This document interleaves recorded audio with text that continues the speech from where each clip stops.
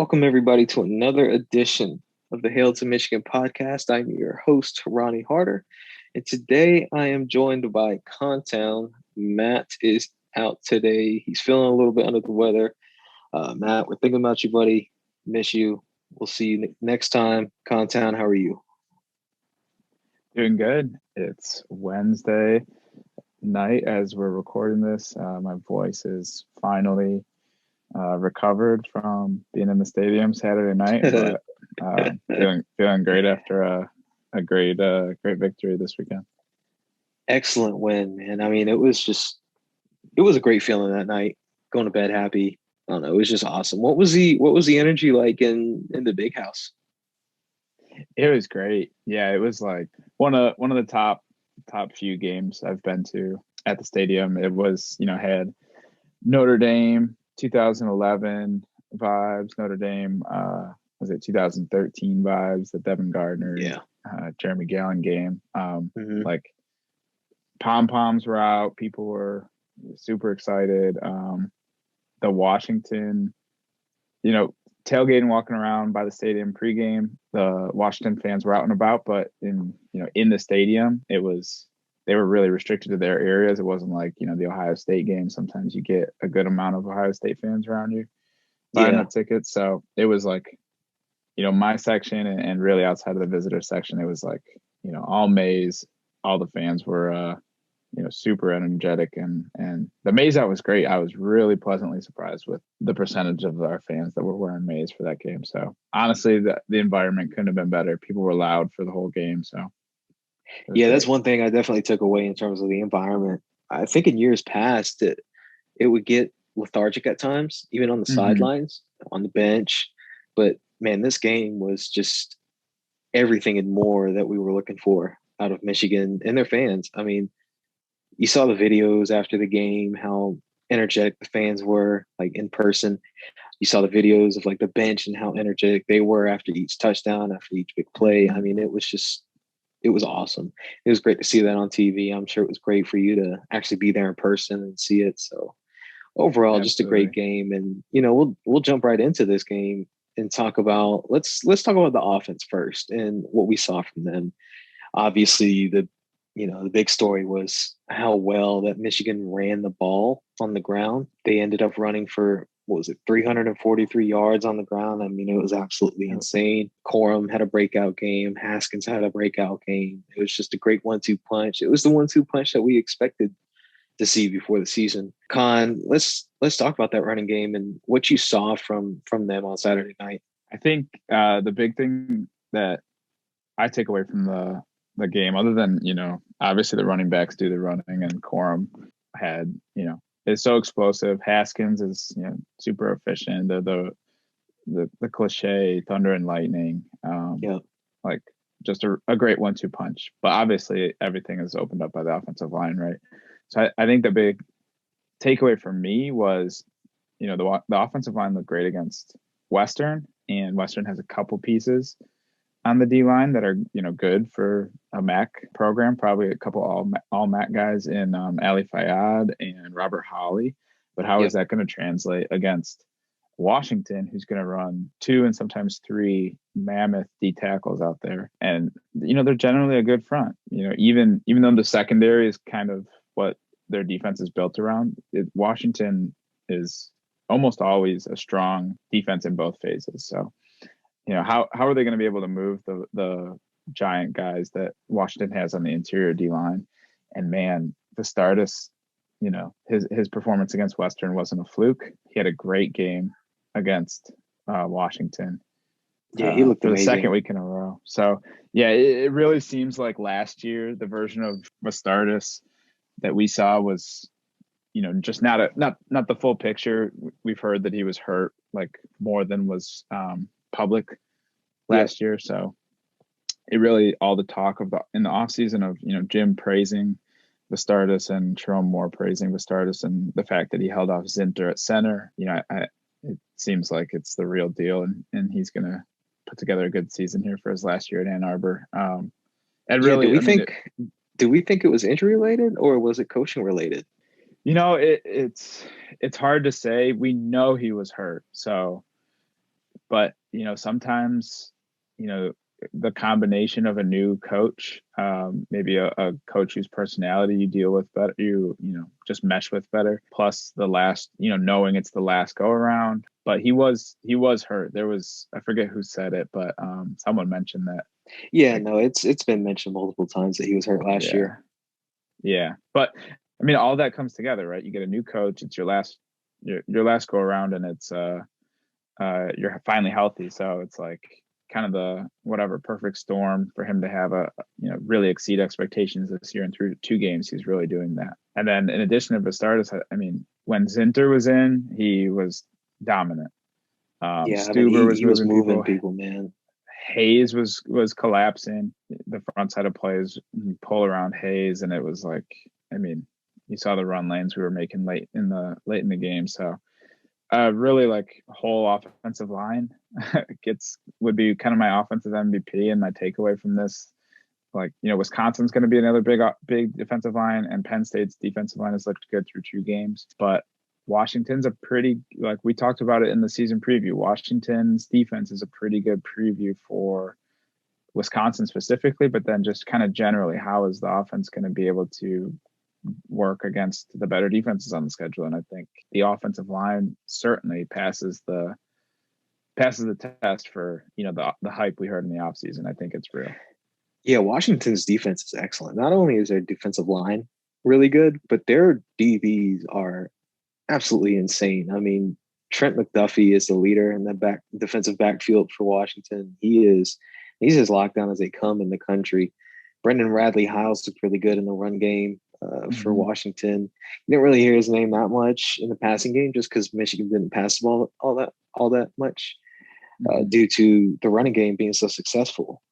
On the rewatch, what were some things that you saw from the passing game that didn't allow Michigan to be successful? So I think, the way Washington likes to play defense, they keep one safety like 20 yards off the ball. If you're watching on TV, you can usually only see 10 Washington defenders in the screen until late in the play. And then if it's a run, the 11th guy, that safety they keep way deep, will come jogging up and run support. Safety? Was it Alex Cook? I think a lot of the game was Fabukalainen, if I'm saying his last name right. They may have. I don't remember Alex Cook's name being called. I could just be blanking there. He had quite a few tackles that game. That's why I was wondering. They rotate their safeties a ton. That's the other thing. Yep. Yep. They go Cook, Fabukalainen. Was it Asa Turner? Is the other one that Michigan liked him. And then I think there's another safety, but it's usually like a 4-man rotation at safety for them. Fabukalainen. Maybe it's just the last name being unique that sticks out to me, but I know he played a lot. But so they have 2. You mentioned Trent McDuffie, but even I've seen some people talk about Kyler Gordon, the other safety, or the other corner. Sorry, Gordon's really good too, as a potential first-round pick. So that's Lake's specialty, right?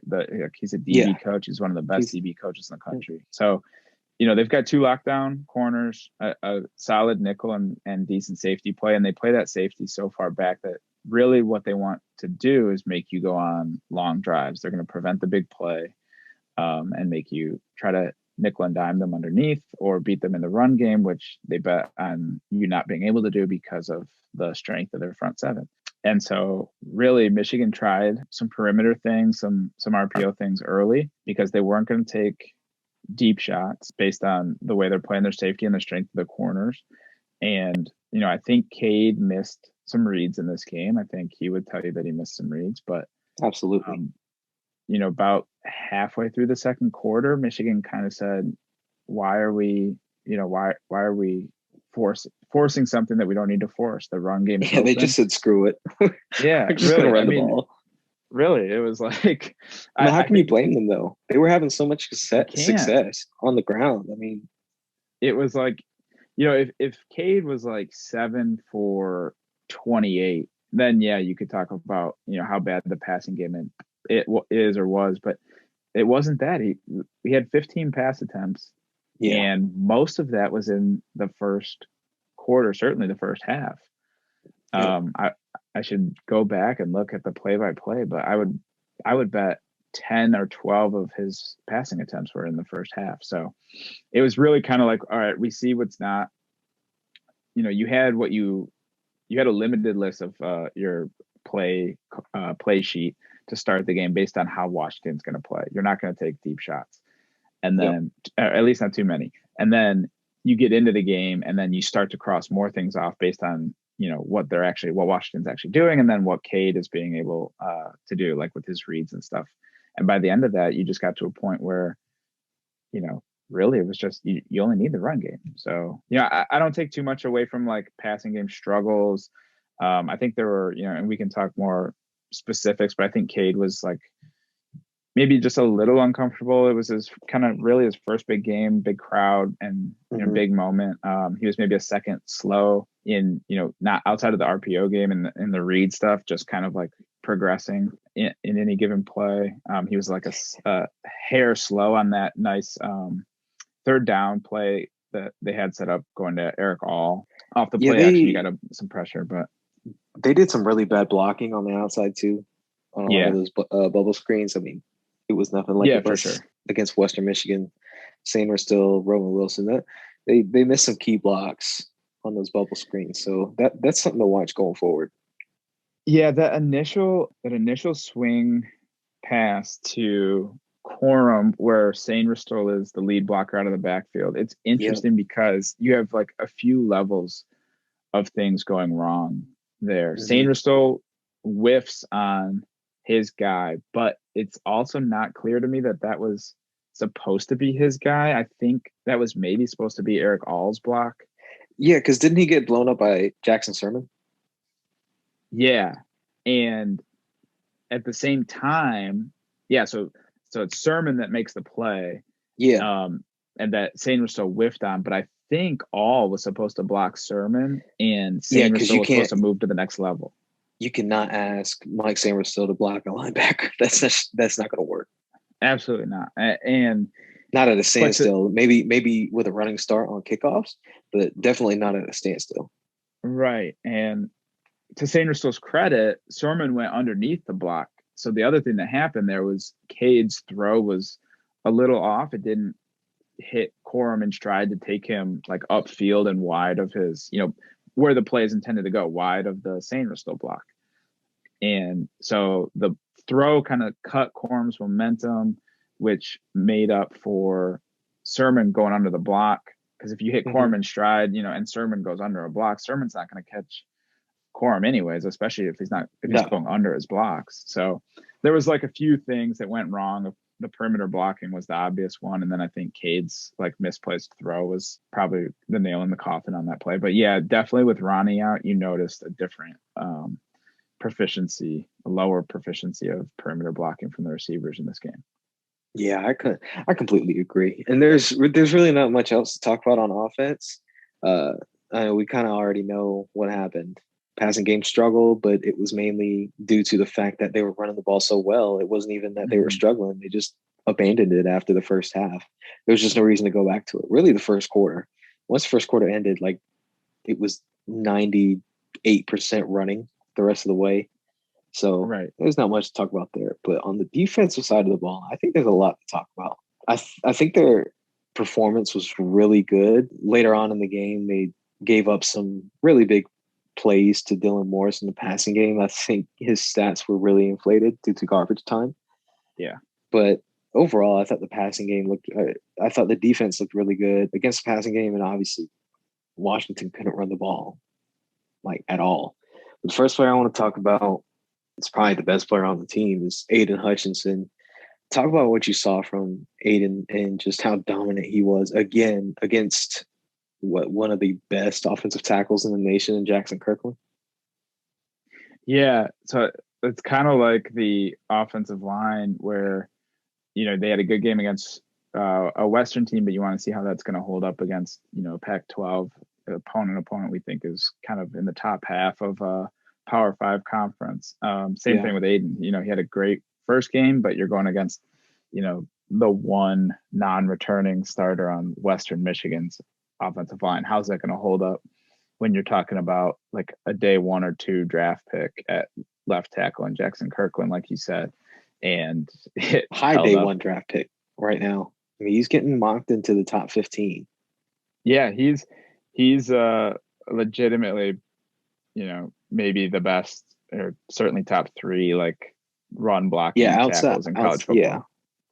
But and Aiden was as dominant, if not more dominant, than he was against Western he was Michigan. more dominant in my opinion. Yeah.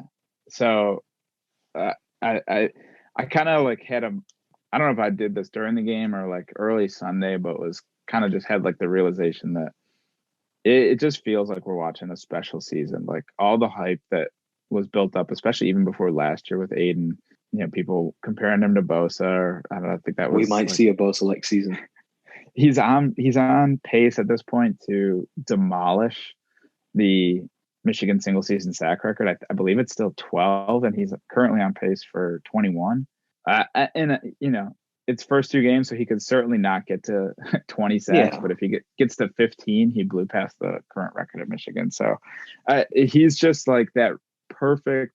We talk about Dax and we talk about Aiden as kind of like the 2 like gifts from above for Mike McDonald to come in and install this new scheme. He is the perfect edge player for this new defense that we're putting in and for the current moment at Michigan to be the leader of this defense. I kept saying that before the season. I'm like, all these players fit so well in this Ravens scheme. I spent so much time before the season just watching so much of the Ravens defense and how they played in that scheme. I'm like, man, you could see so many different players on this. Like you see Matthew Judon and Aiden Hutchinson. Daxton Hill is just like Deshaun Elliott. Josh Ross is like your Patrick Queen. I'm not going to say Vincent Gray and, Jamon Green or Marlon Humphrey and Marcus Peters and Jimmy Smith. But, they've played really well so far this season. And the big question was on that interior D-line. And, man, they've come through so far. I mean, I love the way Mozzie Smith played. The box score might not show it, but he played really well. I thought Chris Jenkins played an excellent game. I thought Mike Morris held his own in the interior once again for the second straight week. I thought, yeah. So, yeah, just to tie a bow on Aiden, I mean, all the draft experts will talk about this for the next few months, but like he has such a unique blend of like his build, his length, and then his explosive power. And people have already been talking about it. It's not new, but to watch him go up against Jackson Kirkland and turn speed to power, he can beat you with speed. He can beat you with his hands, his technique. But then to watch him turn speed to power and just knock Kirkland back into Dylan Morris a few plays, like brute strength, beat a guy who's 40 pounds heavier than Aiden is. It's just really impressive to watch. But yeah, like you said, the whole D line really showed out, in my opinion. Yeah. Against a really good Washington offensive line. I mean, their center is an all-conference guy. Left tackle, Jackson Kirkland, we know all about him. Their right tackle, is it what's his name? What's his last name?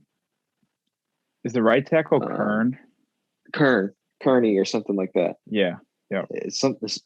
Either way, he's a really good right tackle. They dominated them all night on the D line, whether it was getting to them on sacks or if it was just quarterback hurries or just tackles for loss. They were just dominating them all night. Even David Ojabo looked good opposite of Aiden Hutchinson. I thought Jalen Harrell was excellent in his time, anytime that he stepped on the field. Chris Hinton held his own along the defensive line too. Upshaw looked good whenever he was in there. I know it was kind of garbage time, but Braden McGregor looks like he's next up after Hutchinson leaves. I mean, I'm super excited. 2 players I wanted to focus on the defensive side of the ball. Let's start with the good, Josh Ross. Tell me what you saw from Josh Ross during this game. I thought he had a great game. I thought Josh. This was his best game. I thought he ever played at Michigan. I agree with that. He was kind of up and down, and I think some people in the Western game, and I think some people were maybe a little nervous after that, like, oh, maybe we're not going to see the rebound from Josh Ross that we wanted to see this year. But I think this game kind of erased those doubts. I think they're putting a lot on his plate, and especially against Western, when we were playing with light boxes, we were kind of asking Ross to do a lot of the heavy lifting, a lot of the cleanup in the run game. week one, and then obviously we're still getting more proficient in the zone coverages that we're going to run now under McDonald that we weren't necessarily running before with Brown. But he kind of put it all together in this game, and he looked like the Josh Ross that he's been hyped to be in this offseason. Josh Ripe. It's his new nickname. Yeah, he's ripe now. He's ready. He was playing downhill, nasty in the run game. Blew up Newton in the first play of the game after they got the delay game penalty. And it was kind of off from there. I don't know. He really set the tone in this game. He was playing downhill. He was playing like he knew, where he was supposed to be at all times, which was something we didn't see from him last year. Yeah, it was really a virtuoso performance from Josh Ross this week. Another thing that we're seeing, I think I want to say by the Northwestern game, maybe even Nebraska. Never know. I think Junior Colson is going to be the opposite linebacker. I agree. Of Josh Ross that's going to be starting. Not to say Hill Green has been bad, but he just hasn't performed as well as Colson has whenever he's been in the game. Colson's just got a different level to him right now.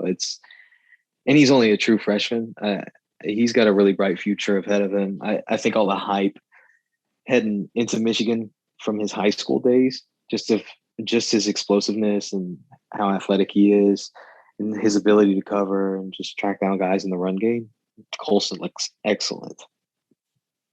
Yeah, and if you look at how the Ravens personnel shapes up in the linebacker position, they tend to like a guy who's smaller and faster, like a Patrick Queen, who's 6 foot 229, which is kind of your Josh Ross, and then they like a bigger guy like Malik Harrison, who's 6'3", 240. Yeah. And I would guess Junior Colson could beat Malik Harrison in a foot race. Oh, absolutely. Malik's not the fastest guy. No, and they don't ask you to be, but if the kid is, then that's it's icing on the cake, right? Yeah.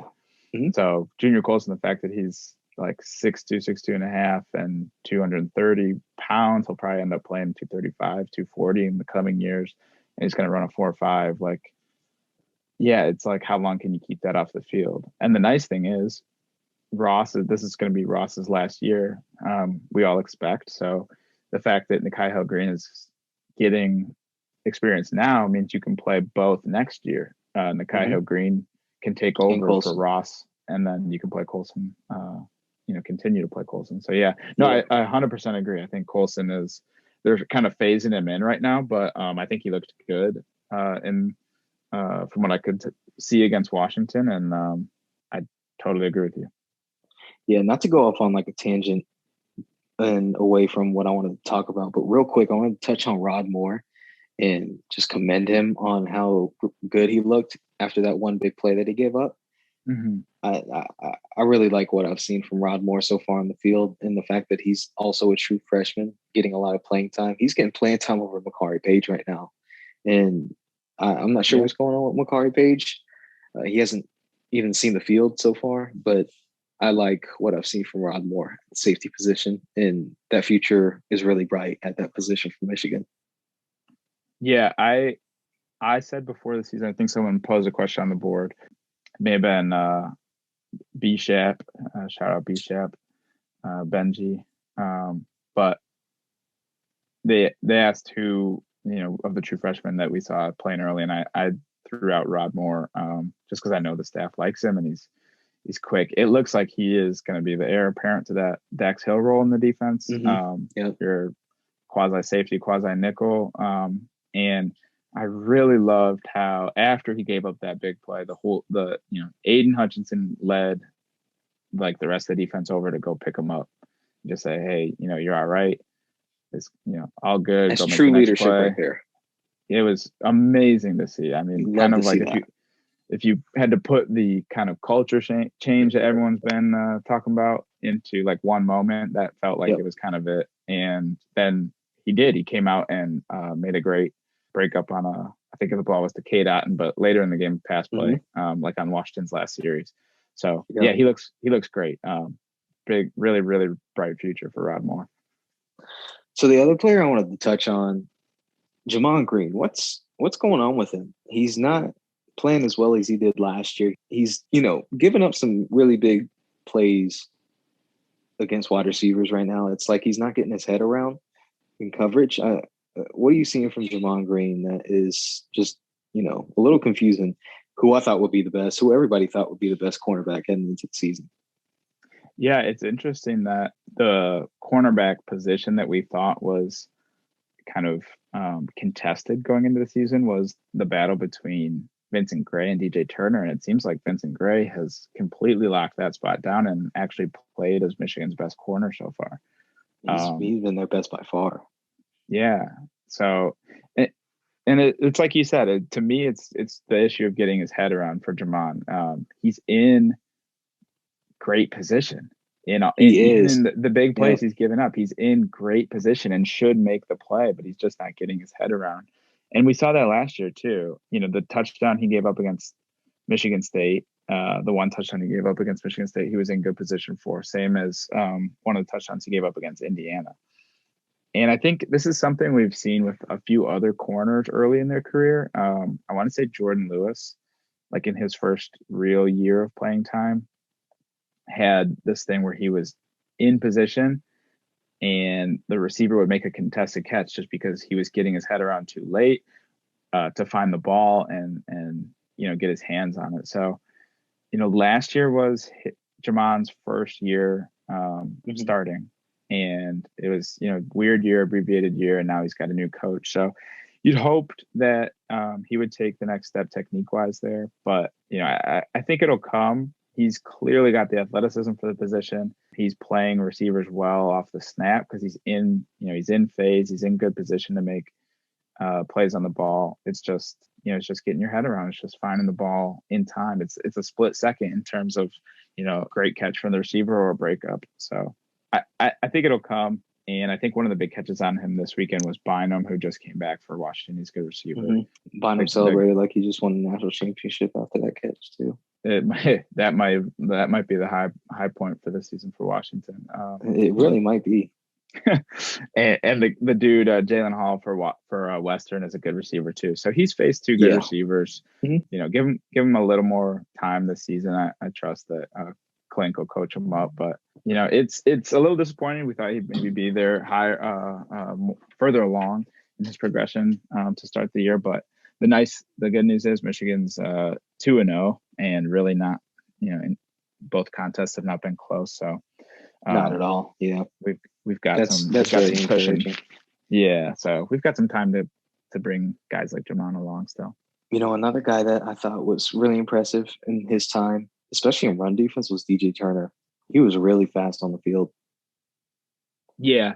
And I think DJ was kind of like his shuttle time was kind of, one of the things that coaches loved about him coming out of high school. And I think you saw that he was really nice in run support and getting off block. Well, remember that Saturday. Report came out last year that he apparently ran like a 4.38 40.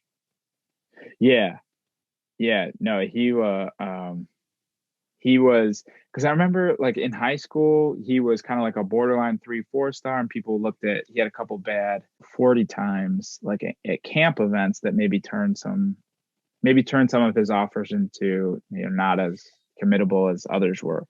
But I think, we've heard that he had hamstring or glute, but he had a leg muscle injury that was kind of nagging him throughout high school.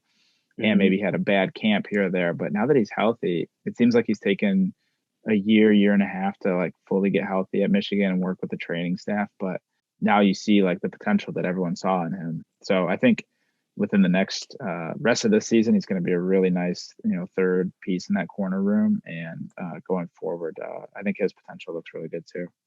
In high school, he was excellent. He was underranked, in my opinion. DJ Turner was. I really liked his film when he went to high school in Georgia. He used to play. He used to play against Westlake a lot, and that's where I first saw him. Was when Miles Sims. That's an old name for Michigan fans. When Miles Sims played at Westlake, and they would play DJ Turner's team a lot. DJ Turner used to pop off the film quite a bit. So that he used to play at North Gwinnett, right? I think so. He was from like Sewanee or something like that Yep. down in Georgia. So Yep. yeah, he was excellent before he went to IMG for his senior year. Yeah, Turner. I fully agree. He was underranked. He's kind of like in so North Gwinnett's like right between Buford and like Duluth, Georgia. Yep, And like there's it's some of the top football in the country right in that absolutely. area. Yeah, So that's where that's Justin Fields, Trevor yep. Lawrence. If you want to go to baseball, that's Clint Frazier and Austin Meadows. It's just a loaded sports school, especially for football and baseball. It doesn't matter what sport it is, are absolutely loaded. Let's get into some letter grades for some, random players on offense and defense before we head over to the Northern Illinois preview. Let's start with a couple players on offense. Let's go with Trevor Keegan. What's a letter grade that you would give Keegan for this game? Maybe a B. I think he was maybe the weakest. And I don't like that seems too negative a term to use, but he was maybe the offensive lineman who wasn't as outstanding The as the least rest. productive. Yeah, for sure. Thank you. Because really, he didn't have a bad game, but I think he is maybe the one that is still the most coming into his own. When you talk about guys like Ryan Hayes, who's been playing for a little bit, but started as a sixth-year guy. Stuber's been playing for a while. And, at the other guard spot, you're rotating Filiaga, who's been playing for a long time, and then Zinter, who's kind of just seems like a prodigy. So I think, Keegan came in as a tackle, and then really late last season, really the Penn State game was the first extended run he got. So he's really kind of in his like third game of like starter level playing time. So I think there's some identification things that he missed. I think, pass pro, he's maybe Michigan's worst pass pro guy right now, but I would agree with that. he's still incredibly powerful, big body dude that when he correctly IDs his guy and gets good hand placement, he's a force. So I think he was up and down. I'd give him a B, and I think his potential is still really, really great. But maybe like you said, the least productive of Michigan's offensive linemen in this game. Yep. Second player on offense, Leon Franklin. No, I'm just messing with you. Yeah, love it. Love Leon Franklin. Shout out Southfield. Yeah. He got blown up on that. Yeah, he did. On that one run that he had. Poor guy. But at least he got in the game. So yeah. The second player on offense we can get a letter grade to is Andrew Stuber. I would probably go A- for Stuber. I thought he had a really good game. He was, a lot of those like guard tackle, like GT counter plays that Michigan like just dominated Washington with this week.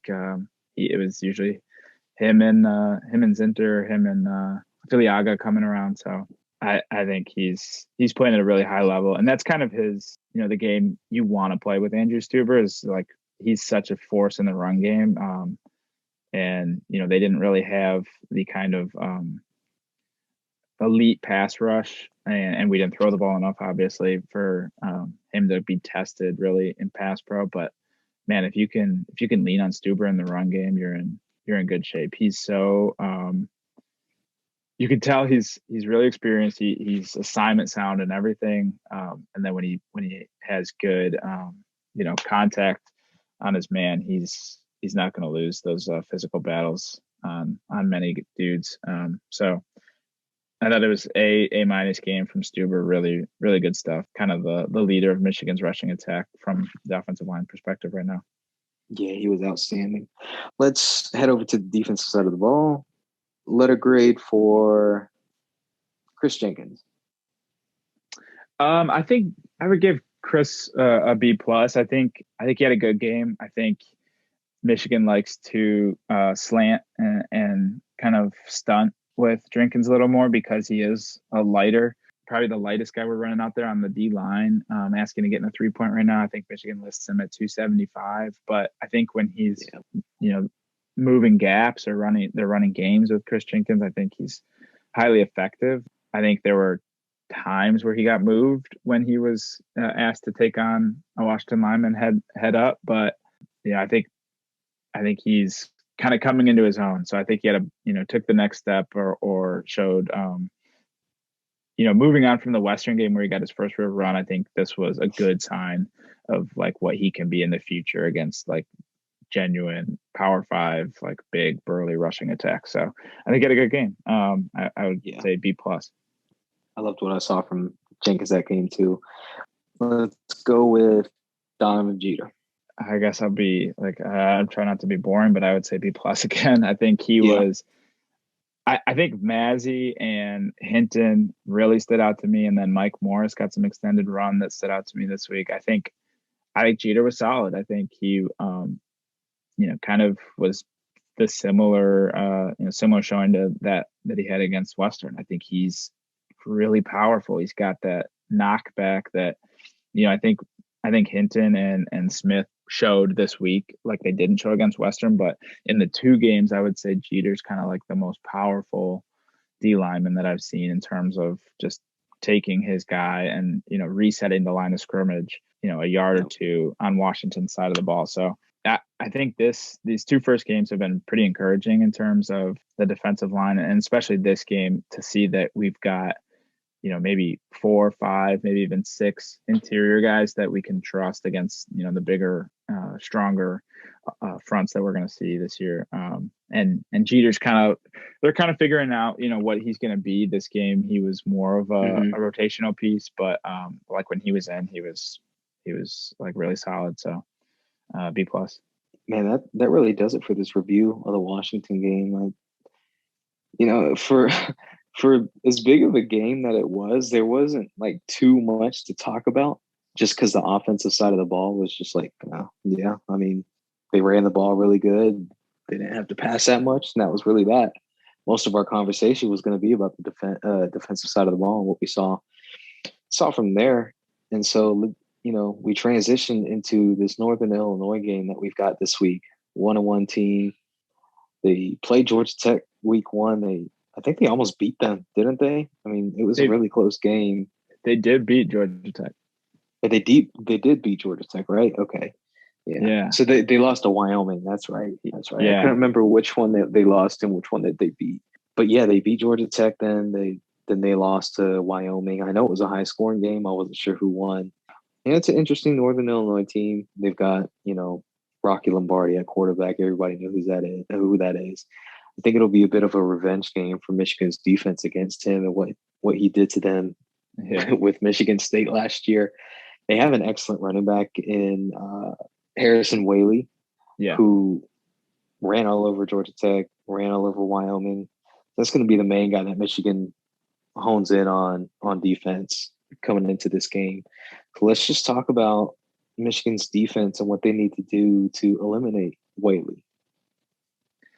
So I really, liked what I've seen from Thomas Hammock's offense at Northern Illinois so far. And, I'm kind of playing catch up because obviously I'm not going to sit here and lie and say I watch these games on television. But are you telling me you don't watch every Northern Illinois game?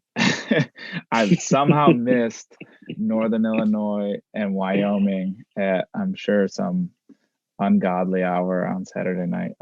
Hammock's a good coach though. He used to coach the Ravens running backs. So their running game, I like some of the schematics of it, and like you said, I think Whaley is a really good back. If you let him loose on the edge, he's hard to catch. He's a smaller guy, but he's really, really fast and explosive. So no, they'll probably try to attack Michigan on the edges, I would guess, try to get Whaley in space. They do some nice things with pulling linemen. They're kind of like a power attack up front, and then they'll add some reads. And it's like you mentioned, Hammock was a Ravens guy, so it's kind of some of the things that we've seen from Matt Weiss and so far with Michigan, and then obviously, like what we've looked at the Ravens rushing game in terms of like looking forward to Michigan season and the stuff they would do with Lamar Jackson. Now, obviously, Rocky Lombardi is not Lamar Jackson, but they do add the reads, and he'll keep a couple here and there. So it's like a power read game up front, and they definitely want to run the ball. So it's going to be another important game for Michigan's front. Another important game for Michigan's interior D line. If they can really reset the line of scrimmage, it's going to be a long day for Northern Illinois on offense. And then, of course, they're going to try to take a few shots here and there with Rocky and Tyrese Ritchie's kind of the receiver they like. Yeah, that's their main guy. Yeah, so maybe Jamon will get a chance to kind of take the next step this week, and when they do take shots, but get some revenge. Yeah, exactly. Yeah, well, yeah, like you said, green and gray. It's going to be hopefully they can atone for a couple of deep shots they let up last year. So yeah, it's pretty advantageous for Michigan's defense. I think Northern Illinois plays a pretty similar style of offense that Michigan does, that power read. Yep. Run first kind of football team. So I think that'll be really, really good for Michigan heading into this game. They'll have experience against a team like that for almost 8-9 months now, spring camp, fall camp, and then throughout practices in the season. Let's talk about Michigan's offense. We know what their run game is. Northern Illinois' defense it's terrible, to say the least. And Michigan's offense should definitely be able to run the ball like they have been this year so far. But talk about what Michigan needs to work on in the passing game to kind of instill confidence in Cade and in the fans too, just going forward. Yeah, so I think this is a great game to work on. Turn all the reads on and really try to instill some confidence with Cade in the RPO stuff and in the just kind of straightforward vertical passing game, standard passing plays that we've got. Northern Illinois secondary is atrocious. It's legitimately one of the worst secondaries in FBS. So it's a good week to, like I said, turn all the RPO reads on, work on the passing game, and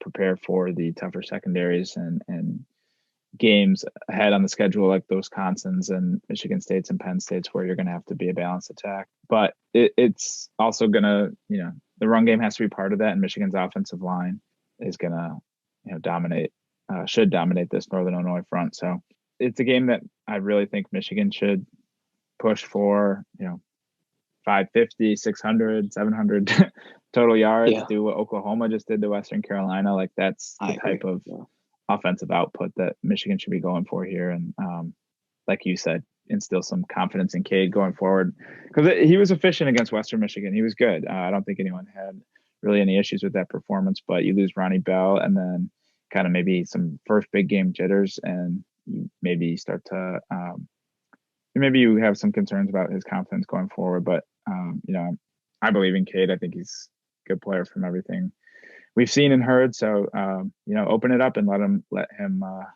go to work against what should be the worst secondary on the schedule this year. Yeah, we were just talking about the run game and how it should fare against a pretty bad Northern Illinois team. And as we head into the over-unders real quick, I wanted to talk to everybody about our sponsor, Prize Picks. Mm-hmm. I used Prize Picks last weekend for the first time, placed a couple bets. I won, I think it was $60, bet 30. What they'll do is they'll match 100% of your first deposit up to $100. You can use our promo code HAILUN, HAILUN. So this week, some of the over-unders that they have will go with the Michigan running backs. Over under 81.5 rushing yards for Hassan Haskins. Over under 92.5 rushing yards for Blake Corum. I think those are some really good bets to get in on. I know I'm going to. So what you'll do is just download Prize Picks from the App Store. It's available in Michigan. Use promo code HAILUN, HAILUN, and you will get up to $100 matched on your first deposit. So, Contown, let's get into these over-unders, and let's get into the rushing yards for Michigan totally as a team. Let's go over under 300 rushing yards for Michigan against Northern Illinois. I am going to go under. How dare you? I know. But I do think, like we just talked about, I do think Michigan's going to try to maybe even force some of the passing game just to get Cade kind of back in a rhythm. I'm sure there's going to be a few chunk plays, maybe hit a few home runs in the in the rushing attack this weekend, but I think this will be a game.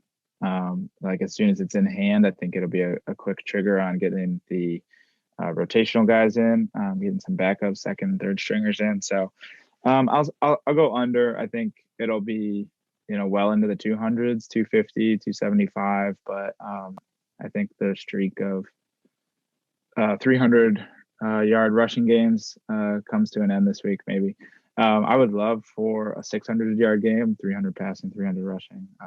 I'm not suggesting Michigan ease up in any way, but I think we don't live in a utopia. Exactly, and I think they will probably use this game to not force, but to really work on some of the stuff in the passing game that maybe the opponents kind of dictated we didn't use too much in the first two games. So I'll go under. Over under, and let's use the prize picks. Over under for Cade McNamara, 215.5 yards. Well, I went under on the rushing yards, in part because I think they're gonna really lean on the passing game this week a little more. So I'll go over. I think I'll say Cade throws it, well into the 20s in terms of his attempts, maybe even 30 times, and I think they'll hit a big player or three against what should be a pretty bad secondary. Yeah, or four. I mean, Wyoming just put 50 on them, and I don't know the Wyoming's passing stats off the top of my head, but I think it'll be a game where Michigan does put up some points. The only question is, like, when do you put JJ in? So, maybe if some fans want him in right away. Yeah, and I think that's premature. I think that's just classic Michigan football. The backup quarterback is the most popular guy in town. But even though we're 2-0, right, we're 2-0, and like nothing has been close. We just dominated a Power 5 team. So, yeah, I think it'll be. I'll go over. I'll say he's probably in the like 230-ish range. So I just looked it up. Wyoming's quarterback was 204 yards on 23 attempts. It's about 9 yards an attempt, 2 touchdowns, no picks. So they must have ran the ball a lot then. If there was only 23 attempts, yeah. They 191. They weren't great on the ground. 191 yards, 4 yards per carry. Northern Illinois did have 3 picks. Those are 3 Rocky Lombardi picks in this game. So that was a big, short fields for Wyoming in this game. But yeah, I'll say over. I'll go like I don't know, 230 yards and 3 touchdowns for Cade. Okay, well let's get into our score predictions before we wrap this podcast up. I'll go first. I'm gonna make my score prediction 52-14. I think it'll be 52-7 for a while, and then Northern Illinois is just gonna get like 1 garbage time touchdown with like 3 minutes left. Hand to God, which visual podcasting is a visual medium. You guys can. Don't do it. Please don't do it. I had the exact same thing. Oh, damn it. And last week, I think you said 34-17, and I said 31-17. So yeah, we've got great chemistry here, Ronnie. We do. We're thinking on the same wavelengths. I'll say, I guess I'll go big then. I'll say 59-10. I think Michigan is going to try to work on a lot of things and open the playbook up both for Cade and JJ. And I think this is really the best game to get guys like Andrew Anthony involved, get guys like Christian Dixon, and certainly could we see some Alan Bowman action? Oh, I certainly think you'll see. I would like to see that. Yeah, all 4. Who's the 4th one? Dan Villari. Oh, that's right. What the hell am I talking about? Yeah, got a couple touches against Western. So Western, yeah, just run the place up the middle. Yeah. So I'll say Michigan offense keeps rolling, and they'll I'll say 59-10.